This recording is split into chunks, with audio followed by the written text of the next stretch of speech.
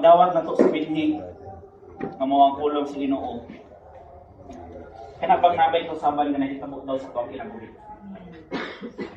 O kanang kausaban nga nagakahitabo sa tuwang kinabuhi, isa na sa mga bunga sa binhi nga nituro. Pero imong taka na kung ang tuwang kasing-kasing na ibato, ay kalagot, kaning sampilit sa paglunod,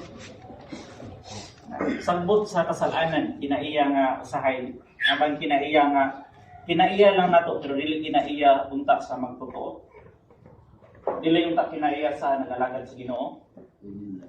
Ana, matingala na lang tanga nganong dugay naman kayo. Daghan mo pangutana nga usahay natay makit-an nga dugay na kayo nangalagad sa Ginoo sa mga San Miguel, dugay na kayo simbahan sa San Miguel, no? Mga 64 na years.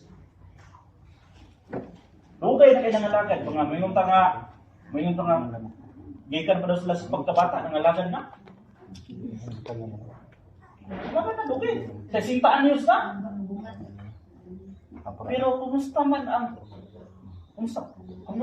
kuan, ang binhi nga gisabuwag diha sa imong kasing-kasing. Nabay gituro. Nalumos ang katunong binhi nga nituro, sinitabo siya ha, namatay. Kaya nga naman, mas nisibol magmaayo ang sampilit. Ang sagbot, mas nisibol man siya maayo. Ang binhi nga maayo, namatay siya. So sa tuwa na kinabuhi, dili kayo ta magsalig nga simba naman ko. Pila na ka kuan diha sis? Dugay na mga 20 ka tuig na ko diha simbahan. Sige sis. Dugay na ka diha no. Okay, na may pagkaon, pwede ba nga ikaw moampo? Dili. Dili pa ka. Kuha na iyatas mga pastor. Nabantay mo anang dili kayo. Dugay na kayo nangalaga na, pero dili ka kabalumampo. Uy, kulbaan ta na ba? Kulbaan ta na. Kaya basin na ho. No, di ba takahukom no? Pero sa gidugayon ni mo nga 20 ka tuig, niya di ka kabalumampo. There's something wrong. May problema sa imong kasing-kasing. Basin ang sige na imong kadungog nga pulong, di ba? Matag karon Sabado. Bisbisa binhi, ana ang binhi. Pagka Domingo, nana po'y binhi. Prayer meeting, nana po'y binhi. Daghan yung binhi nga ginatanan ba? Sa usa ka semana, at least natay katulogod. Tulo ka binhi nga giana si mo, Miyerkules. Sabado visitation. Pagka human apag birthday usahay. Binhian ako. Pagka Domingo, samot binhian. Kami na Silbrook, binhian ako. Bible study, binhian ako. Daghan kayong tinamnanay.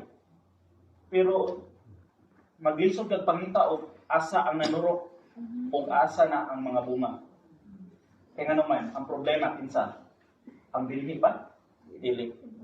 Ang kitamnan. Kita. Ang atong kasing-kasing nga pag hindi siya submissive sa Ginoo, magkinabuhi lagi hapon ta sama sa naanda na kanento. Bisan pag maniguwang na lang ta diha sa simbahan. Murag ang kabaguhan, lisod na akong makit-an ato ang kinabuhi. Kabantay mo nang dugayon na niya nangalagan no. Usay maluoy ko ani dugay nang nangalagad. Kaya nga naman, mo ay istoryahan sa mga bagko. Bantay mo? Mo istoryahan sa mga bagko. Di ba si Kuano dugay na kay nang nangalagad siya pero lagi gyapon na sa kabalumampo. O pampuon nimo magsige balibad. Balibad mampo. Unya og kanang pakanon balibad masuko og badlungon.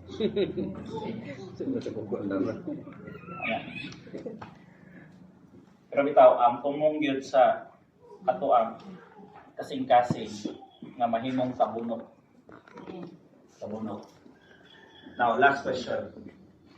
Kung saon man nato, di ba namin bitay bato? Nay bato, nay sagbot, nay sampinit. Kabantay mo sa gingon og gina, nga ang sagbot mutubo lang siya bisag wa nimo gitanong. Mutubo lang siya kung wa nimo gitanong. Now, kung ang pulong gani sa Ginoo, paminaw tayo.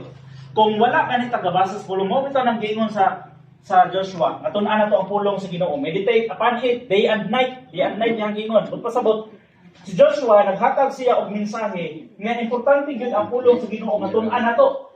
Kay nganuman, kung tun-an nato ang pulong sa Ginoo, ang tanang sampot nga pwedeng musibol sa ato ang kasing-kasing ug ang bato nga pwedeng musibol sa ato ang kasing-kasing, ang pulong sa Ginoo mao toy makapukan. Mao toy makapukan sa sagbot, mao toy makapukan sa ginatawag sang pinit nga pasibol moturok sa ato ang kasing-kasing ug mao toy makapukan sa bato. Now, kung i-depart nato ng pulong sa Ginoo, kana bitang wala tayo tuntuon sa pulong sa Ginoo, wa pa tayo ampo. Siyempre, wala ampo niya. Mo ampo ratak mong kaon. Ana, matingala na lang ta. No, saan mo na yung mga kinabuhi?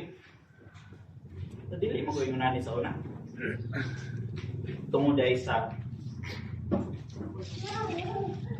gilayo, ipadapin na to ang pulong sa Ginoo ba? Ipadapin na to. Na mga to importante kaayo sa pangadlaw-adlaw nga pagkinabuhi. Huwag kang ingat pulong sa Ginoo nga dili lang ta mabuhi sa tinapay lamang.